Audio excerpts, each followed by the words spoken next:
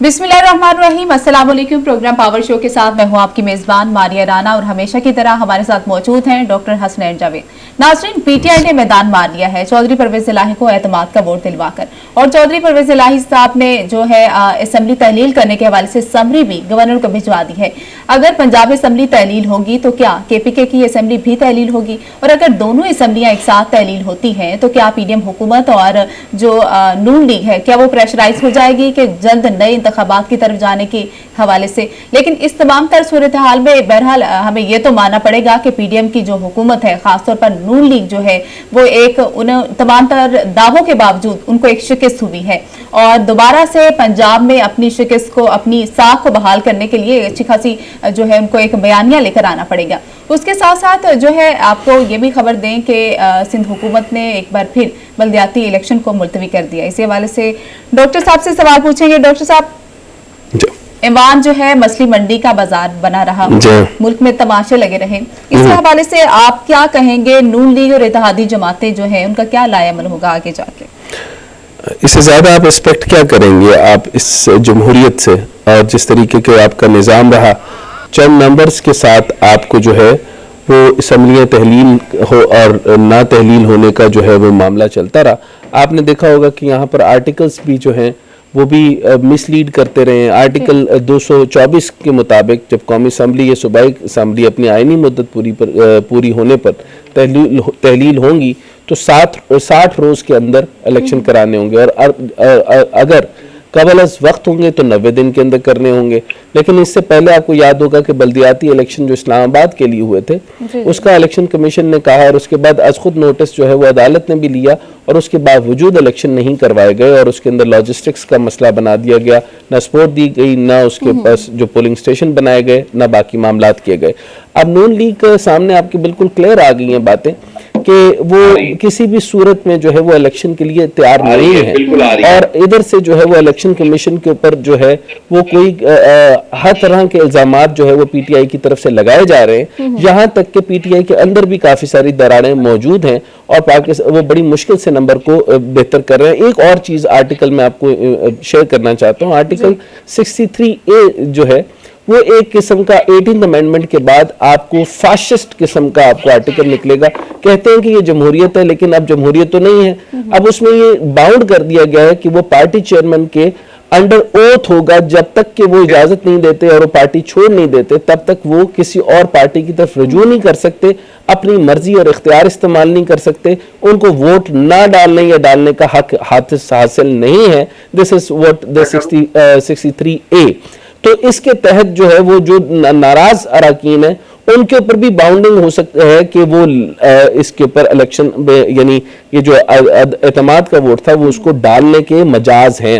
अच्छा, अब जो लोग नहीं डालते रहे उसका ये था कि वो डी सीट हो सकते हैं, वो अपनी सीट से फारिग हो सकते हैं, अपनी असम्बली जो उन्होंने एमपी की सीट अगर उसकी बेसिस पे वो मिनिस्टर भी हैं तो उनको खत्म करने का मजाज हो सकता है चेयरमैन ऑफ द पार्टी। सो एक किस्म का आप यूं समझ लीजिए कि वो रूलिंग डिक्टेटर बन गया है चेयरमैन पार्टी का।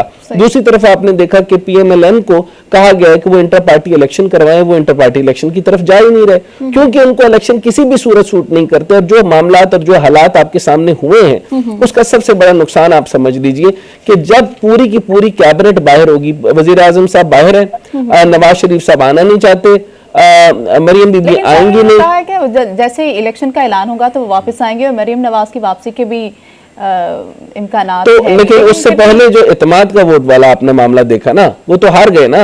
186 जो है वो बाउंडिंग फासिस्ट किस्म का जो आर्टिकल 63A था, अगर राना सनाउल्लाह साहब और अता तारड़ साहब मिलकर इसको जो है वो अगर बंदे खरीदना और तोड़ना भी चाहते, जो इस पार्टी में होता है, जो हॉर्स ट्रेडिंग होती है और हमेशा से है, और इसका ये कोई मैं अलग बात नहीं कर रहा, ये हमेशा से लोगों ने विटनेस किया है, ये प्रूफ के साथ जो है वो अलाइज्ड है, और वो लोगों को पता है कि इस तरह के मामलात होते हैं, लेकिन वो नहीं कर सके। वो सिर्फ इसलिए नहीं कर सके, under the oath of 63A ये जो सेक्शन लगी है इसकी वजह से नहीं टूट सके। बहरहाल आप इसको किसी भी तरीके से कर लें, खान साहब को जो है उन्होंने जो है वो गिरफ्तार करने के वारंट निकाले थे। मैं दुआ करता था कि खान साहब जो है वो इंसान रहे, सियासतदान ना बने, लेकिन वो इंसान वो जो है वो अब सियासतदान बन चुके हैं। अब वो सियासतदान बने हैं तो जैसे उनके ऊपर प्रेशर आया, उन्होंने कैसी पॉलिटिक्स की कि सिर्फ 2 घंटे के अंदर परवेज इलाही साहब को कैसा मंत्रा दिया। और मेरा ख्याल है कि शायद सीट एडजस्टमेंट की बात होगी, 45 सीट पे शायद मान गए हैं, या वो 30 पर भी मान गए। परवेज इलाही साहब उनके लीडरशिप के प्रेशर में आके उन्होंने ये फैसला लिया? नहीं, बिल्कुल उन्होंने किसी प्रेशर में आकर नहीं किया। उन्होंने मुकम्मल तौर पे जो है वो अक्लमंदी का फैसला किया। उन्होंने देखा है कि आगे आने वाले वक्त में क्या होने वाला है, और उन्होंने देखा है कि जो नून लीग है उसकी जो यूसी के अंदर और आप यानी डाउन द लाइन आपकी जो पॉलिटिकल लेगेसी है वो नून लीग की अब नहीं रही। तो पावर पॉलिटिक्स के अंदर पंजाब के अंदर जो है जरदारी साहब भी मूव लेने लगे, नून लीग पीपल्स पार्टी भी लीड लेने लगी है। लेकिन इस वक्त जो पोलिंग का निजाम है और पॉपुलैरिटी का निजाम है, वो सारा का सारा जो है वो इस टाइम सारी हवा और वेव जो है वो पीटीआई की तरफ है। तो मेरा ख्याल है कि परवेज इलाही ने अगले इलेक्शन सिक्योर किए, और अगले इलेक्शन में भी नंबर वही है, आप कहीं जा ही नहीं रहे, नंबर तो वही रहेगा। आप पंजाब में इलेक्शन करवाने या उसमें करवाने, सबसे अहम तरीन सवाल छोड़कर यहां जा रहा हूं, क्या इसके बाद उनके पास कोई एथिकल मोरालिटी रह जाती है, कोई एथिकल पॉइंट रह जाता है कि वो जो वफाक के अंदर वो अपनी हुकूमत को कायम रखें? नाज़रीन, माहिर मुआशियात सैयद जावेद हसन साहब हमारे साथ मौजूद हैं। सर, बहुत शुक्रिया आपके वक्त का। सर, ये जो रकम आएगी जितनी भी आपके मुताबिक एग्जैक्ट रकम ये क्या है? 10.57 अरब रुपए है। देखिए, रकम तो बाद में पता चलेगा। जब फ्रेंड्स ऑफ पाकिस्तान जब टोक्यो में मिली थी उसमें भी बहुत बड़े कमिटमेंट्स हुए थे, तो अभी तक काफी सारे रकम नहीं आई थी, और इसलिए डिपेंड करेगा कि ये प्रोजेक्ट्स स्पेसिफिक्स हैं, तो हम लोग को प्रोजेक्ट देने पड़ेंगे, उनको दिखाना पड़ेगा कि क्या ये प्रोजेक्ट्स हैं, और वो प्रोजेक्ट अप्रूवल पर होगा। सर, अब यहाँ हसन सर मैं इंपॉर्टेंट बात पूछना चाहता हूँ कि आपको याद होगा कि ये जो डेवलपमेंट या सॉफ्ट लोन्स दिए जाते थे, ये चाइना ने एक दफा इथोपिया को दिया और उन्होंने अफ्रीका के लिए भी दिया। इसी तरीके से वहां पे तय हो जाता था कि ये क्या क्या तरीकाकार होंगे, यानी ट्रांसपोर्टेशन जो खराब है उसके लिए होगा, उसके लिए हाई स्पीड ट्रेन के लिए होगा, बाकी मामलात के लिए होंगे, और उसके ऊपर उनको पूरी रिपोर्ट भी दी जाती थी। इस दफा पाकिस्तान ने भी एक जो है वो स्टंट दिया है, वो बड़ा अच्छा है, यानी 4RF स्ट्रेटेजी दी है। लेकिन मजे की बात है, मैंने यूनिडो की रिपोर्ट पढ़ी, उसके अंदर 4 फेजेस के लिए उनको रिपोर्ट दी गई थी। इन्होंने एग्जैक्टली चोरी करके वहां से दी, जो डिवाइड कर दी इन्होंने सिर्फ 2 फेजेस के अंदर। अच्छा, अब इन्होंने कहा कि बड़ा रेजिलियंट पाकिस्तान कॉन्फ्रेंस इन्होंने कर तो दी, तो अब ये डायरेक्टली सैलाब मुतासरीन के फंड में डायरेक्ट जाएगी, उनकी रिहेबिलिटेशन का कोई प्रोसेस होगा। और इन्होंने वजीर आजम ने यह भी कहा कि उसके लिए जो है मैं कोई मैकेनिज्म बनाऊंगा, थर्ड पार्टी मैकेनिज्म। लेकिन ये पीएसडीएफ फंड के थ्रू डिस्पर्स होगी या डायरेक्ट किसी विंडो के थ्रू डिस्पर्स होगी? आई थिंक एक डायरेक्ट विंडो बनेगा जिसका कंट्रोल IMF वर्ल्ड बैंक करेगा। वर्ल्ड बैंक एक स्ट्रक्चर बनाता है, बल्कि वर्ल्ड बैंक उसके लिए कोई पहले तो कोई 4-5-6% फीस भी लेता है, और ये वर्ल्ड बैंक के थ्रू डिस्पर्समेंट्स होगी। एक चीज और भी है, जो वर्ल्ड बैंक का लोन है वो ऑलमोस्ट इनएविटेबली लिंक्ड होगा कि IMF के प्रोग्राम सक्सेसफुल रिव्यू हो जाए। अगर ये सक्सेसफुल रिव्यू नहीं होता है, 9th रिव्यू, तो ये 2 बिलियन भी नहीं मिलेगा। I would imagine even the Islamic Development Bank will be dependent on the IMF review, इसलिए कि वो तो completely commercial terms है और moreover market access पर dependent। अच्छा, आपको IMF का सर पता है कि 1.18 जो है, यानी 1.18 अरब रुपए अभी तक पेंडिंग है। हमारा 9th रिव्यू मुकम्मल नहीं हुआ। इन्होंने ये क्लेम किया है इस जिनीवा कॉन्फ्रेंस में, जो को होस्टेड बाय जो UN सेक्रेटरी जनरल हुई है, इसके अंदर उन्होंने कहा कि रतन रॉबर्ट जो हैं वह वहां पर उनके जो चीफ ऑफ IMF है वो मुलाकात किया उन्होंने, और उन्होंने कहा कि हमें 2 या 3 दिन के अंदर जो है वो रिस्पांस मिल जाएगा। अभी तक तो रिस्पांस आया नहीं। तो अब मुझे ये बताएं, जो 5 अरब रुपए आना है डिपॉजिट का हमें खबर मिली है कि सऊदीया से, और इसी तरीके से UAE ने कर्ज रोल ओवर भी दिया और 1 अरब मजीद कर्ज भी दिया है। ये सारी जो कहानी हम सुन रहे हैं, ये सारी की सारी मशरूत है IMF से, बनेगा क्या? देखिए, एक तो UAE से अभी तक UAE से कोई कंफर्मेशन नहीं आई है 1 बिलियन की, और वो कैसे वो 1 बिलियन होगा। But they are saying that sir Mohammed bin Zayed Al Nahyan साहब ने जो है वो कर दिए सर। पाकिस्तान से हम लोग ने, और इस किस्म की पहले भी खबर करें। तो I think we'll have to wait for UAE to confirm और उसके टर्म्स क्या हैं, और whether it's oil financing facility or is it a soft loan or is it in immediate deposit, ये देखना पड़ेगा। I think it is immediate deposit का mention करा है पीएमओ ने, मगर आई थिंक वो अभी श्योर नहीं है। मोर ओवर हम लोग को देखना पड़ेगा कि वो आईएमएफ डिपेंडेंट है कि नहीं, इसलिए कि लिंक्ड अगर आईएमएफ से है तो जब तक आईएमएफ का रिव्यू नहीं कंप्लीट होगा वो नहीं मिलेगा। अच्छा, लेकिन प्राइम मिनिस्टर ने तो सर बड़ी स्लैंग गुफ्तगू करते हुए उन्होंने कहा है कि आप मेरे से ये ना पूछेंगे ये गिफ्टेड अमाउंट है, ये सॉफ्ट लोन्स हैं और या ये ग्रांट्स हैं, ये जो भी हैं, और एक्चुअली टेक्निकल जो है वो अब आप अभी कह रहे हैं कि ये सॉफ्ट लोन नहीं है, लेकिन उधर से क्या नाम है वजीर खजाना साहब वो मान गए कि 8.5 अरब रुपए स्ट्रेट अवे जो है वो सॉफ्ट लोन्स हैं। Sir I don't think so. देखिए वजीर खजाना को नहीं पता कि सर वो सॉफ्ट पता है, मुझे भी पता है कि फाइनेंस में डिटेल्स सबसे इंपॉर्टेंट चीज होते हैं, तो उन्होंने तो नहीं दी। कहने से कोई बात नहीं होता है। और जहां तक मुझे पता है स्पेशली इस्लामिक डेवलपमेंट बैंक वो कमर्शियल टर्म्स पर है,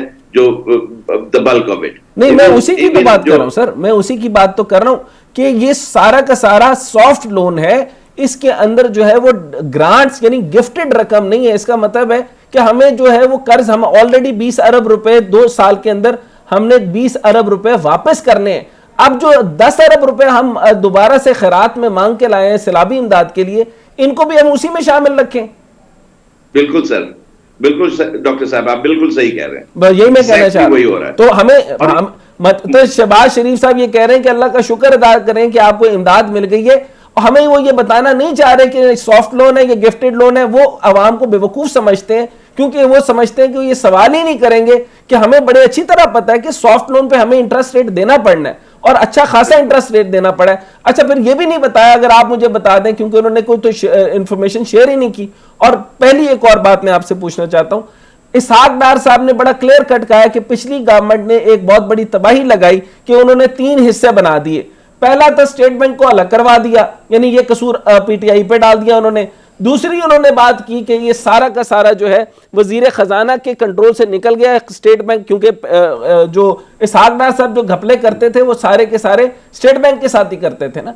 तीसरी उन्होंने कहा कि कमर्शियल बैंक्स के पास सारा पैसा है, इसलिए मैंने 10 अरब 10 करोड़ डॉलर बताए हमारा ज़र मुबादला। तो ये तीनों बातें जो है इतनी कंफ्यूजिंग है, इस पर आप क्या कहेंगे सर? देखिए, सबसे पहली बात, ये 10 अरब की बात जो है ये बहुत गलत बात है।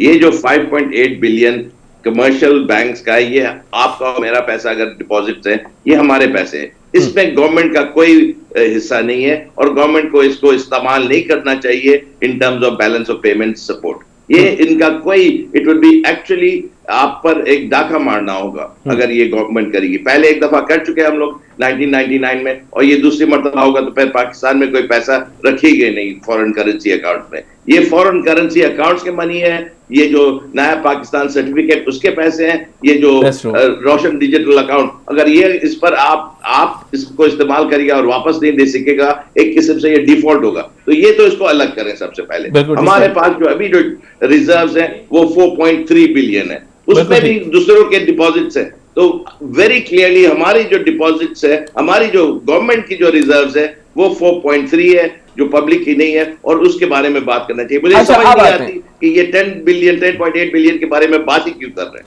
चलें, जबरदस्त हो गया। अच्छा, मैं जिनीवा कॉन्फ्रेंस पे इसलिए बात नहीं करना चाहता, वो मुझे भी पता है, आपको भी पता है, 165 मर्सिडीज मंगवा ली गई है सर, और इन्होंने अपने बड़े बड़े खर्चे पूरे करने, घट्टा ते स्वा नहीं मिलेगा सर ये इमदाद के लोगों को। और यकीन करें, ना सिंध बनेगा ना बलोचिस्तान बनेगा। मुझे प्लानिंग डिवीजन के ऊपर जरा बराबर भी जो है उसके ऊपर कोई शक नहीं है कि वो कोई भी अच्छा काम करेंगे। मुझे यकीन है कि वो अच्छा काम नहीं करेंगे। अब आ जाए सर, ये जो तकरीबन 4.3 का आपके पास रिजर्व है, 4.3 के रिजर्व के अंदर 3 अरब रुपए तो ऑलरेडी उसका डिपॉजिट पड़ा है सऊदीया का। 5 अरब से लेकर 10 अरब तक की बात कर रहे हैं कि वो और डिपॉजिट देगा, तो उसके बदले में वो क्या लेगा? प्रोजेक्ट की तो कोई बात ही नहीं हो रही। देखिए, ये ऐसी बोलते हैं, सऊदी अरेबिया ने कहा है स्टडी करेंगे। अब स्टडी करें, वो तो मैं रिफाइनरी की बात मैं कोई 20 साल से सुन रहा हूं। तो ये अगर सऊदी अरेबिया को देना होता है तो वो फौरन देते हैं। वो MBS जो है मोहम्मद बिन सलमान, उनका एक इशारा ही काफी होता है। तो अगर उन्हें कहा है स्टडी करना है, तो इसका मतलब है कि वो अब अब पता नहीं कितने सालों में वो आएगा, इसलिए कि अच्छा, आई डोंट थिंक उस पर हम लोग को अब ये देखें दूसरी बात ये कि 1 बिलियन जो है वो शायद मिल जाए, वो जो, और वो भी ऑयल फैसिलिटी है और वो फॉरेन इंजेक्शन नहीं होगी। अच्छा, फॉरेन इंजेक्शन नहीं होगी? नहीं नहीं, एकदम नहीं, वो ऑयल फैसिलिटी है, वो एवरी मंथ आपको कोई 90 मिलियन का ऑयल फैसिलिटी मिल जाएगा। अच्छा, आप मुझे सर, मैं टाइम कम होने की सूरत में मैं तेजी से आपकी तरफ आता हूं। डॉलर जो ग्रे मार्केट के अंदर है सर, वो इंटरबैंक से तो कंट्रोल ही नहीं हो रहा, डॉलर कतन कंट्रोल नहीं हो रहा, वो 45 से लेकर तकरीबन 40 से 45 रुपए महंगा होता जा रहा है। और मजे की बात यह, टेक्सटाइल के मामले के अंदर टेक्सटाइल की जो पूरी मार्केट है वो बर्बाद हो चुकी है और एलसीज नहीं खुल रही इसके ऊपर। और आटे दाल का आपने सुन लिया होगा। सोयाबीन के ऊपर सर एक बात जल्दी से बता दीजिए, वो कह रहे हैं कि बड़ा जहरीला था, अब दोबारा से फिर खोल दिया, ये क्या चक्कर है सर? आई थिंक ये बेसिकली फॉरेन एक्सचेंज कंट्रोल करने के लिए इन्होंने रोका था। अब इनको पता चला चिकन फीड नहीं बन रही है, तो उसके वजह से चिकन की प्राइसेस एक बैग कोई 70-80% बढ़ गई। अब तो चिकन गोश्त ज्यादा महंगे होते जा रहे हैं। तो ये बड़ा एक रिडिकुलस स्टांस था, मगर ये जो हम लोग ने आर्टिफिशियली कंट्रोल करने की कोशिश करी है इम्पोर्ट्स को एंड करेंसी को आर्टिफिशियली मेंटेन करने की कोशिश करी, ये अच्छा, अहमकाना हरकत थी और फेल कर जाएगी। Very last question. अब मैं एक अजीबो गरीब मतलब मामले पे बैठा हूं। 6000 से जायद जो हैं वो कंटेनर्स आपके जो हैं वो वहां पर बिन कासिम पोर्ट पे खड़े हैं। क्यों खड़े हैं? एक तो ये, दूसरा मैं अभी सिर्फ क्योंकि एक होटल वाले की तरह मैं पूरी दालों की रकमें बता सकता हूं, लेकिन मैं ग्रेजुअल सिर्फ इतना बता सकता हूं कि तकरीबन सर 400-400 रुपए तक फी किलो दाल पहुंच गई है। यानी गरीब आदमी दाल नहीं खा सकता, मुर्गी तो बड़ी दूर की बात है। तो इन्फ्लेशन को कहां प्रेडिक्ट कर रहे हैं? अभी है 30.67। तो आप इन्फ्लेशन को कहां देख रहे हैं? देखिए, बड़ी अफसोस की बात है, मैं इन्फ्लेशन को एक चीज मैं कह सकता हूं कि ये ऊपर जाने वाली है और शायद 40-45% तक पहुंच जाए फूड इन्फ्लेशन। और ये मुझे नहीं समझ आता कि कैसे लोग मैनेज करेंगे। इसके लिए बहुत जरूरी है कि सारे एक्सपेंडिचर्स छोड़ के आप ये जो गरीब लोग हैं उनके लिए आप कुछ करें। तो हमारे जैसे लोग तो कम खा लेंगे, आप जी, भी ठीक शायद है कम खा सर। लेंगे, सर मगर आपका गरीब पॉइंट लोगों आ के गया लिए सर। एक फैसिलिटी सर टाइम कम है, आपका पॉइंट आ गया। सैयद हसन माहिर मुआशियात हमारे साथ मौजूद थे, अपनी राय का इजहार कर रहे थे। नाज़रीन, ब्रेक लेंगे और ब्रेक के बाद वापस आएंगे, गुफ्तगू का सिलसिला जारी रखेंगे। ब्रेक के बाद खुश आमदीद नाजरीन। सरबराह पाकिस्तान मुस्लिम लीग एजाजुल हक साहब हमारे साथ मौजूद हैं। सर बहुत शुक्रिया आपके वक्त का और वेलकम करेंगे आपको पावर शो में। सर बताएगा कि मुल्की सियासत को आप किधर जाता देख रहे हैं इस वक्त? क्या असेंबलियों की तहलील के बाद आपको जनरल इलेक्शन नजर आ रहे हैं? देखिए, अब और इसके अलावा कोई चारा ही नहीं है। इसको सिर्फ डिले कर सकते हैं, लेकिन करवाने इलेक्शन ही पड़ेंगे और जितनी जल्दी करवा देंगे उतनी जल्दी मुल्क के हालात ठीक हो जाएंगे। जितना देर से करवाएंगे फिर मामलात हाथ से निकलते जाएंगे। तो ये मरकजी हुकूमत को थोड़ा सा अक्लमंदी से काम लेते हुए एक केयर टेकर गवर्नमेंट लाने के बाद इलेक्शन का ऐलान कर दें, क्योंकि 2 सूबों में इलेक्शन करवाना पहले और बाद में, फिर मरकज में और दूसरे 2 सूबों में करवाना, तो फिर उन्हीं को नुकसान होगा, किसी और का नुकसान नहीं होगा। लेकिन और किसी को ये फिक्र भी नहीं है कि मुल्क के हालात किस तरफ जा रहे हैं इस वक्त। और मैं कहता हूँ कि इसमें हर किसी को अपना अपना किरदार अदा करते हुए मुल्क को इस मुश्किल से निकालना चाहिए। सर आप देख रहे हैं कि निगरान सेटअप जो है वो लॉन्ग टर्म में किसी तरह से इनको विफाकी हुकूमत लेके जा सकती है, मुख्तलिफ जवाब बना के, जैसे कि फाइनेंशियल इमरजेंसी है या सैलाब की सूरत हाल या कुछ इस तरह के इम्कानात? नहीं, अगर फाइनेंशियल इमरजेंसी लगाएंगे तो उसके जो लवाजमात होते हैं उससे अगर मुल्क जो है वो क्योंकि टेक्निकल डिफॉल्ट किया अभी, तो फिर बैंक्रप्सी की तरफ जा सकता है, तो उसका बड़ा शदीद नुकसान होगा। तो वो नौबत नहीं आनी चाहिए कि बहाना ढूंढ कर अपनी हुकूमत को तूल देने के लिए। तो इनको चाहिए कि जो हकायक है, जमीनी हकायक, उनको अब इसका कोई चारा ही नहीं है इसके कि इनको कोई मतलब के अहकाम दिए जाएं या कुछ इनके साथी इनको छोड़कर चले जाएं सर, तो फिर ज्यादा शर्मिंदगी होगी इनको और ज्यादा मुश्किलात का सामना करना पड़ेगा। अच्छा सर, पहले तो खुद ही कर लेंगे। अच्छा सर, ये बताइए कि आपको क्या लगता है कि पीडीएम की पास क्या इखलाकी जवाज रहेगा कि वो मरकज में हुकूमत कायम रखें, जबकि ये दोनों में जो है वो हुकूमत तहलील हो, और साथ में ये भी बताइएगा कि गवर्नर के पास तो जब समरी चली जाती है वो इसको रिजेक्ट करने का तो अहल नहीं है। अगर कोई एतराज लगाकर भेजेंगे तो वो एतराज को दूर करना पड़ेगा, और वरना वो भी नहीं गवर्नर के पास इख्तियारात होते। दूसरा, पीडीएम की आपने अखलाकियात की बात की है, ये हुकूमत कोई अखलाकियात पे थोड़ी बनी थी इनकी अप्रैल के अंदर, जब जोड़ तोड़ करके सिंध हाउस में लोगों को इकट्ठा करके बनाया था। तो इनके पास कोई जवाब तो है नहीं, सियासी जवाब हो या जमहूरी जवाब हो कि जी हम किस तरह से हुकूमत में बैठे हुए हैं, और 80 लोगों की काबीना बनाई हुई है और कारकर्दगी जो है वो सिफर है।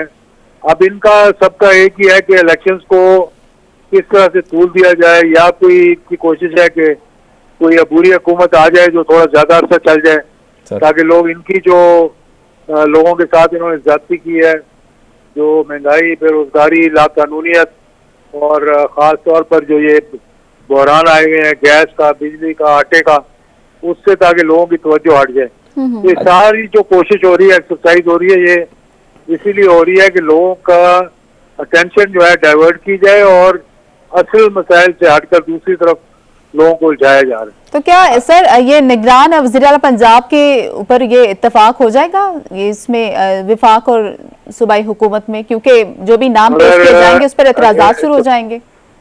अगर इत्तेफाक नहीं होगा तो इख्तियारात जो है वो स्पीकर के पास चले जाएंगे, तो फिर वो स्पीकर की मर्जी से मामला तय होंगे। अच्छा साथ ये भी बताइए बताइएगा कि ऐसी कोई वजह होगी जिससे कि इत्तेफाक ना हो।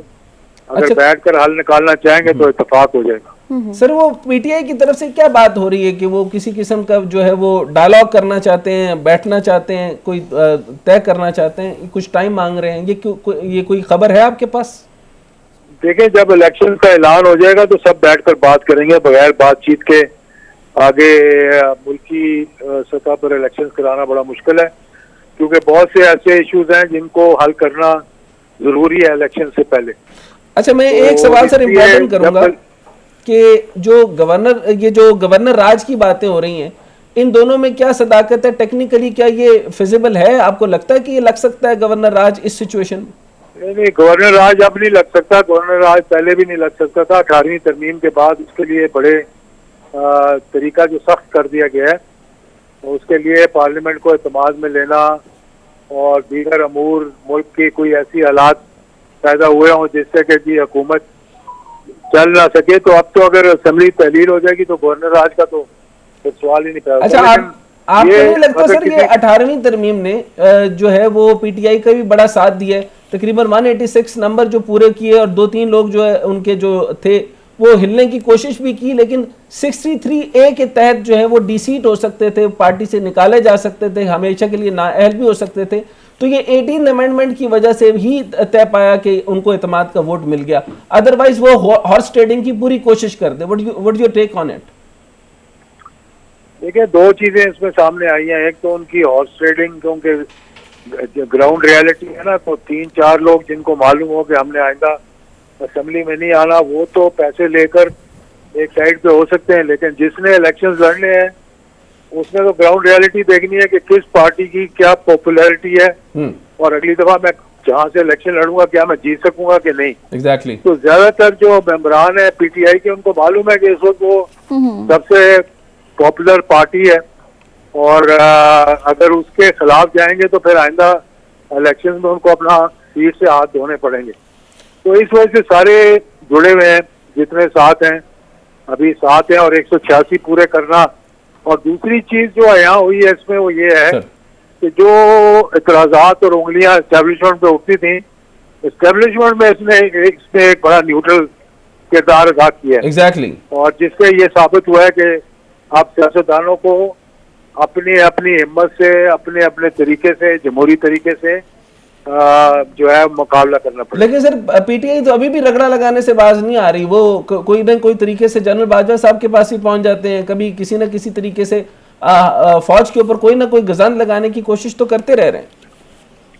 नहीं, अब नहीं लगाते इंशाल्लाह। वो उनके साथ एक जाती उनका था मामला था। इस तरह तो पीएमएलएन के लीडर्स ने भी कुछ जो बहुत सी हदें क्रॉस कर ली थी और करते आ रहे हैं। तो इसमें ये जो एस्टेब्लिशमेंट के खिलाफ गुफ्तगू है, इसको अब बंद करना चाहिए, इलेक्शन की तैयारी करनी चाहिए और जमहूरियत को बहाल करना अच्छा, आने वाले वक्त में सर आप एक तो इलेक्शन कब तक देख रहे हैं, दूसरी आर्टिकल 112 के जरिए जो है वो देखते हैं कि 48 आवर में अगर गवर्नर साहब समरी अप्रूव नहीं करते तो ऑटोमेटिकली समरी तहलील हो जाएगी, वो क्या कहते हैं आप? बिल्कुल तहलील हो जाएगी, ऑटोमेटिकली तहलील हो जाएगी और उसके बाद फिर कोई ना कुछ और ये हंगामा राई का रास्ता निकालने की अच्छा, कोशिश हंगामे करेंगे। से जरा मुझे ये समझ आ रही है कि एक आपको अब मैं अर्ज करता हूँ वो ये कि वो पूरी कोशिश कर रहे हैं, माशी इमरजेंसी की तो बात मैं बाद में करता हूँ, अभी ये जनीवा कॉन्फ्रेंस में तकरीबन 10.5-7 कह रहे हैं, कुछ ये कह रहे हैं कि हम जो है वो कर्ज बड़ा सारा उठाकर ले आए। इसमें एक और बात भी है जो काफी गलत है, ये सारा सॉफ्ट लोन है, लेकिन वो ये कह रहे हैं कि लेकिन वो खुल के नहीं बता रहे कि ये सॉफ्ट लोन है या ग्रांट है या गिफ्टेड रकम है। इसका मतलब है कि गिफ्टेड रकम तो हो नहीं सकती इंटरनेशनल डोनर एजेंसीज की तरफ से। एक दूसरी बात यह है कि सर इसमें कुछ ग्रांट है जो कि मुल्कों ने दी है और जो बैंकों ने दी है वो लोन है, लेकिन सर वो तो 8.5 क्योंकि sir Asian development bank, world bank और इस्लामिक इंटरनेशनल बैंक ने जो कमिटमेंट दी है वो लोन्स की मद में दी है इनको। और ये जो है इससे मईशत को आपकी कोई फायदा नहीं होगा, क्योंकि ये टारगेटेड एक किस्म का लोन है कि सैलाब ज़्यादा जो इलाके हैं जिसका एस्टीमेट $16 बिलियन लगाया था उसकी मद में इनको पैसा मिला और वो सारा पैसा जो है वो जो मुल्क देंगे वो अपने एनजीओ के जरिए ही खर्च करेंगे और उसी इलाके में खर्च करेंगे जहाँ पर सैलाब मुतासिर है। वो एनजीओ की मद में तो निकालेंगे। पाकिस्तान के ऊपर रिजर्व में तकरीबन 4.5 के करीब रह गया या 2 के करीब रह गया। हुकूमत के पास 32 अरब चाहिए हुकूमत चलाने के लिए, 32 अरब सैलाब का नुकसान है और तकरीबन 32 अरब रुपए और 20 अरब सिर्फ 2 साल में हमने वापस करने हैं कर्ज की अदायगी में। और इसकी बुनियाद बनाकर पीडीएम जब ये कहेगी कि हमारे पास पैसे नहीं है, उधर से सऊदीया ने भी डिपॉजिट किया 5 अरब रुपए, 5 और भी कर रही है, सऊदी यूएई की भी बात कर रहे हैं, तो इसके तहत वो ये कहेंगे कि अगर हमने इलेक्शन का करवाया तो इलेक्शन के ऊपर पैसा लगेगा तकरीबन 40 अरब रुपए। तो वो इसका एक्सक्यूज नहीं बना लेंगे सर कि इलेक्शन नहीं होना चाहिए और तकरीबन अगले 2-3 साल तक नहीं होना चाहिए। पाकिस्तान में कई दफा इलेक्शन नहीं होने तो 90 में अक्सर तौर पे 3 बिलियन 2 बिलियन कई बार बिलो दी रेड लाइन भी गए हैं। तो मुल्क तो चलता रहता है, मुल्क चलेगा तब जब मुल्क के अंदर तसलसल स्टेबिलिटी या कंटिन्यूटी नजर आएगी। मौजूदा सूरत हाल में मौजूदा हुकूमत की साख जो है वो बिल्कुल सिफर हो चुकी है और जितने ममालिक हम देखें, आप आर्मी चीफ को भेजते हैं जाके कि वो पैसे देखें, सऊदी अरेबिया से बात करें, वज़ीर आज़म कभी गए हैं वहाँ या इनको उन्होंने इन्वाइट किया है कि आए भाई आपसे हम बैठ बात करते हैं। उनको पता है कि इन्होंने अब रहना ही नहीं है और ये चंद महीनों के मेहमान हैं और मेरा ख्याल है कि अब जितना जल्दी इलेक्शन हो जाएंगे उतना जल्दी मुल्क इस मुश्किल से निकल सकता है। अच्छा सर, केयर टेकर की तो बाद में बात करेंगे क्योंकि आखिरी सवाल की तरफ मैं आता हूँ, आपका कीमती टाइम मैंने ले लिया काफ़ी सारा। ये बताइएगा कि जो निगरान वाला मैटर तो बाद में सॉल्व करते हैं, ये बताइए कि आगे वाले कंटेंडर के अंदर जो परवेज इलाही साहब हैं वो अपनी वजारत आला नहीं छोड़ते थे, जाहिर सी बात है उन्होंने पूरी कैलकुलेशन की और आने वाले माहौल को भी देख लिया कि पीटीआई का ग्राफ बहुत आगे है पॉपुलैरिटी में, चुनाचे उन्होंने लॉन्ग टर्म प्लानिंग की और उन्होंने पीटीआई का साथ नहीं छोड़ा। लेकिन इधर 3 धड़े और भी हैं सर। इधर जो है वो फवाद चौधरी कंटेंडर है, बुजदार साहब भी हैं और वो क्या नाम है एक और साहब भी हैं। तो ये आपस में फिर से दोबारा से मामला अंदरूनी तौर पे लड़ाइयाँ चलती रहेंगी, तो तय क्या होगा, पंजाब किसका होगा, क्या होगा, इसकी वजह से जो आने वाले इलेक्शंस पर नुकसान नहीं होगा सर? देखिए पीटीआई जो है ये वन मैन शो है, ये इमरान खान की पॉपुलैरिटी है, ये किसी और की नहीं है। हाँ। वो जिस पे हाथ रखेंगे वही बनेगा, चाहे वो परवेज इलाही पे रखें चाहे वो किसी और पे रख दें। तो इसलिए ये बहस करना कि कोई छोड़ के चला जाएगा, अगर ये हालात ऐसे होते उनकी पॉपुलैरिटी ना होती तो इनमें से आधी तो पहले से छोड़ के जा चुके होते अब तक। अच्छा, बिल्कुल आखिरी सवाल ये कि सर सारे हालात के बाद जो आप देख रहे हैं तो जो जमहूरियत का घड़मस लगा हुआ है, इसके बाद अगर आप ये देख रहे हैं कि किसी सूरत में कोई टेक्नोक्रेटिक गवर्नमेंट दरमियान में आती नजर आ रही हो? दरमियान में आ सकती है, अबूरी हुकूमत जो आनी है वो टेक्नोक्रेट्स पे मुश्तमिल हो सकती है। लेकिन बहुत सी ऐसी चीजें जो होने वाली हैं वो ये कि सुप्रीम कोर्ट के भी फैसले आने हैं, नैब के जो उन्होंने अपने केसेस माफ करवाए हैं वो दोबारा खुलेंगे और दीगर मसाइल जो है वो भी सामने आएंगे। टेक्नोक्रेट्स की हुकूमत आना, अगर बुरी हुकूमत टेक्नोक्रेट्स की आ जाए तो मुल्क की माशी सूरत हाल है उसके लिए बेहतर हो सकता है। तो ये आपके मुताबिक जो टेक्नोक्रेटिक गवर्नमेंट है ये बेहतर सोल्यूशन है, कोई इसमें बुराई बात नहीं है? नहीं, वो तो बुराई इसमें क्या, बुरी हुकूमत तो आनी है और बजाय इसके कि वो जजेस पे या पॉलिटिशियन पे मुश्तमिल हो, बेहतर है कि उसके अंदर टेक्नोक्रेट्स लेकर आए और वो 3-4 महीने का जो वक्फा है उसके अंदर मईशत पे तवज्जो दें। अच्छा, ये जो अता तारर साहब ने और राना सनाउल्लाह की हरकतों के बाद सर जो आपको लग रहा है कि जो ये कोशिश कर रहे हैं कि खान साहब को नाअहल करवाने की वजह जो कोशिश है उसकी वजह से इनको खुद से जो ऑलरेडी बहुत नुकसान पहुंच गया, इनको मजीद नुकसान नहीं पहुंचेगा अगर ये इस तरफ जाएंगे? और आपको क्या लगता है, कितने % लगता है कि ये पूरी कोशिश करेंगे खान साहब को नाअहल करवाने की? इन्होंने पूरी कोशिश कर रहे हैं, इनका एक ही मुतालबा है। अब ये 13 जमातें जो हैं, ये कांटों का गुलदस्ता जो इकट्ठा हुआ है जी सर, इनकी एक ही कोशिश है कि आप इसको इमरान खान को नाअहल करें और इलेक्शन करवा दें, क्योंकि इनको पता है कि उनके होते हुए इलेक्शन लड़ नहीं सकते और इनकी अब होंगी जमानतें जब्त होंगी इनको। बल्कि सिंध के अंदर भी आप देखेंगे कि अनएक्सपेक्टेड रिजल्ट जो है सामने आएंगे। जी ठीक है। सरबराह पाकिस्तान के एजाजुल हक साहब हमारे साथ थे, बहुत शुक्रिया सर आपका। नाजरीन एक शॉर्ट ब्रेक लेंगे, ब्रेक के बाद वापस आएंगे, हमारे साथ रहिए। नाजरीन ब्रेक के बाद खुश आमदीद। रानमा पीटीआई आलिया हमजा मलिक हमारे साथ मौजूद है। मिस बहुत शुक्रिया आपके वक्त का। बताएगा कि असेंबली तहलील हो जाएगी पंजाब की। अब तो वज़ीर आला पंजाब ने समरी पर भी जो है वो दस्तखत गवर्नर पंजाब को मौसूल हो चुकी है, तो इस हवाले से क्या कहेंगे आप? जी, सबसे पहले तो मैं ये कहूंगी कि वो लोग जो कल तक खान साहब के ऊपर ये तनकीद करते थे, पहले ये कहते थे कि जी ये नेशनल असेंबली से बाहर नहीं आएंगे, खान साहब ने बाहर आकर दिखाया और बताया कि मैं इस जिससे जाली असेंबली में वापस नहीं आऊंगा। फिर ये कहते थे कि खान साहब जो है वो अपनी असेंबलियां तहलील नहीं करेंगे, और उसके बाद जब खान साहब ने कहा कि मैं अपनी असेंबलियां भी तहलील कर रही हूँ, तो खान साहब की असेंबलियों को बचाने के लिए ही वही सारे लोग कूद पड़े मैदान में हमारी हुकूमत और हमारी असेंबलियां बचाने।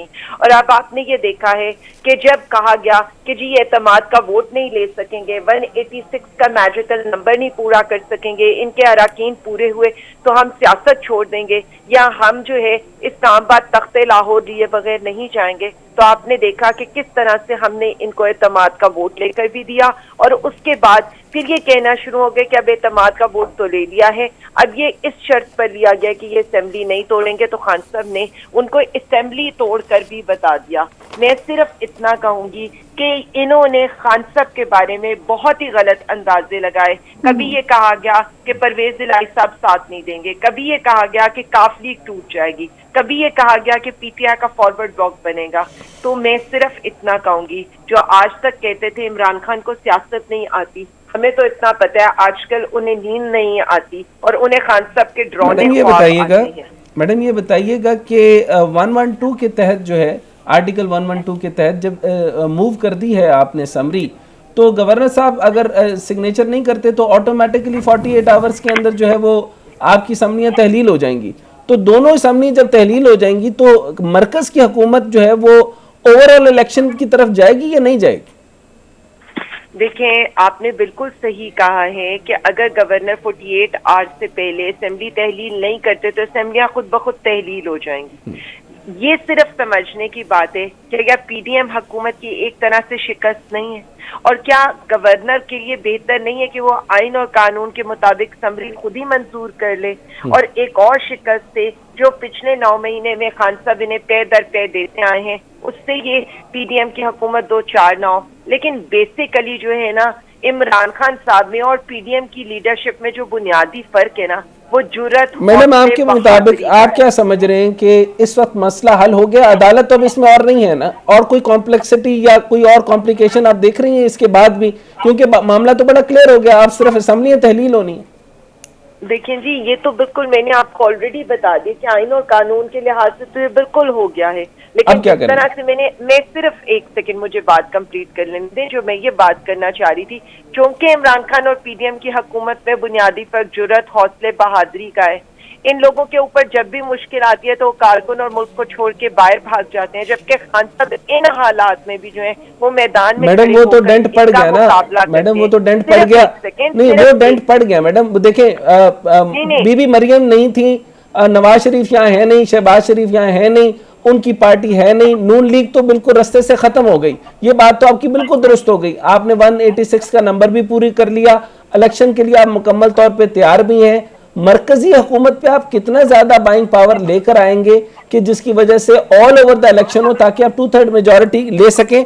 आपने साथ में ग्रैंड नेशनल डायलॉग की भी बात की है, और उसका क्या लेना देना है इस चीज के साथ? देखिए, मैं सबसे पहले अगर मुझे आप बात कंप्लीट कर लेने देते तो इस सारी बात का हल जो आपने पहला सवाल किया उसका जवाब उसमें निकल आता, क्योंकि आपने मुझसे ये पूछा का इंतखाबात का क्या होगा। तो मैं यहीं पर आपको ये बताना चाहती हूँ, जो काउंसलर का इलेक्शन लड़ने पे आमादा नहीं है, जो इस्लामाबाद के इलेक्शन से दुम दबा के भाग रहे हैं, जो इस वक्त सूरत हाल ये है कि उन्होंने कराची के लोगों को एक दफा दोबारा उनके बुनियादी हक के रायदही से महरूम कर दिया है, ये सिर्फ इतना मैं आपको बता दूं तो आपको क्या लगता है, क्या वो जनरल इलेक्शन के ऊपर आमादा हो जाएंगे? यही तो बुनियादी फर्क इन दो लोगों के अंदर है कि एक पार्टियां जो आज तक जमहूरियत की दावेदार कहलाती थी, आज वो जमहूर की नफी कर रही हैं, और आज तक जिस इंसान को वो सिलेक्टेड कहती थी, वो इंसान अवाम के अंदर खड़ा है और कहता है आओ मुकाबला करो मैदान में, बैलेट में, अवामी मैदान के अंदर। तो सिर्फ इतना मैं बताऊंगी कि ये मुकाबला नहीं कर सकते। मैडम, ग्रैंड नेशनल अलायंस की बात जब आई तो पीपल्स पार्टी भी तो अब आपके साथ आ रही है, वो भी चाह रही है कि जनरल इलेक्शन हो जाए। देखिए, मेरी एक बात सुने, पीपल्स पार्टी तो कराची और हैदराबाद के इलेक्शन से भाग रही है, तो वो कौन सा ग्रैंड नेशनल? वो तो कह रहे हैं कि इलेक्शन, वो तो चाह रहे हैं कि जनरल इलेक्शन आए, उनकी सारी रिप्रेजेंटेशंस कह रही हैं कि हम इलेक्शन चाहते हैं। देखिए जी, इलेक्शन चाहते तो हुकूमत में बैठे ना, अनाउंस कर दें, सिंध हुकूमत तोड़ दें।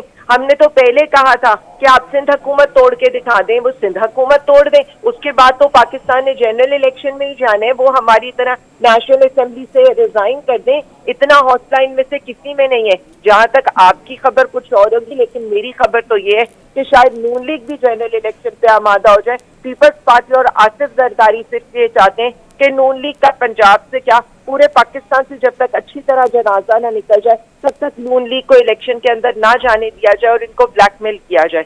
जहां तक आप ये देखते हैं, गड़ी खुदा बख्श में इनसे माथे टिकवाने से, जियो भुट्टो के नारे लगवाने से लेकर जिस तरह से पंजाब में पिछले 9 महीने में आसिफ अली जरदारी की सियासत ने नून लीग को तबाह किया है, इसका आखिरी तमाशा 2 दिन पहले इमरान खान साहब आपको दिखा चुके हैं। और मैंने बार बार इसीलिए कहती हूँ कि खान साहब ने जरदारी का जर और शरीफों का शर निकाल दिया। और जहां तक आप ये कह रहे थे ना कि जी मरियम नहीं है तो नवाज शरीफ नहीं है, तो पहला सवाल तो ये होना चाहिए था कि इमरान खान साहब को तो गोली भी लगी, लेकिन वो यहीं पर डट कर खड़े हैं। उनके अगर उन्होंने आवाम की सियासत करनी होती तो ना छोटी सी सर्जरी के लिए बाहर के मुल्क रहना पड़ता। तो ये तो खुद साख्ता जो जलावतनी करके गए, क्या हमने उनको रोका है? और ये जो टार्जन इतने बाहर बैठे या आकर मुकाबला कर ले, क्यों? क्या मरियम बीपी थी तो सारे बाई इलेक्शन PMLN नहीं हारी है? जब मरियम बीपी अभी असम्बलियां तहलील हो जाती हैं, कब तक तहलील होंगी? केयर टेकर गवर्नमेंट कब तक बनेगी? और इसका तरीकाकार क्या होगा अगर जनरल इलेक्शन नहीं होते, जो कि PDM नहीं करवाएगी? देखिए, सबसे पहली तो बात है, पहला स्टेप तो हम खत्म कर चुके हैं। वो स्टेप ये है कि हमने इस वक्त जो है हम अपनी असेंबलियों से बाहर आ गए हैं। 48 आवर्स में असेंबलियां डिसॉल्व हो जाएंगी। आज खत लिख दिया जाएगा हमजा शहबाज साहब को कि केयर टेकर के ऊपर बात करें। केयर टेकर का जो प्रोसीजर है, यानी 2 लोग नाम देंगे, अगर नहीं होगा तो वो कमेटी के पास चला जाएगा, और अगर कमेटी का कंसेंसस भी उन नामों पर नहीं होगा तो वो ऑटोमेटिकली इलेक्शन कमीशन के पास, या फिर अगर इलेक्शन कमीशन नहीं तो वो अदालत में चला जाएगा। एनी हाउ 3 महीने के अंदर मैंडेटरी है कि इलेक्शन कमीशन ऑफ पाकिस्तान ने, जो इसका सिर्फ एक ही काम है, इलेक्शन करवाने हैं। तो हम तो इंतजार करें कि इलेक्शन की डेट में हमारे कैंडिडेट तैयार हैं। हम तो अपनी इलेक्शन कैंपेन ऑलरेडी स्टार्ट कर चुके हैं। अच्छा, very last question to you madam, very last question to you. Election commission वही वाला है जिस पर आपको इत्मीनान नहीं है, फिर क्या होगा?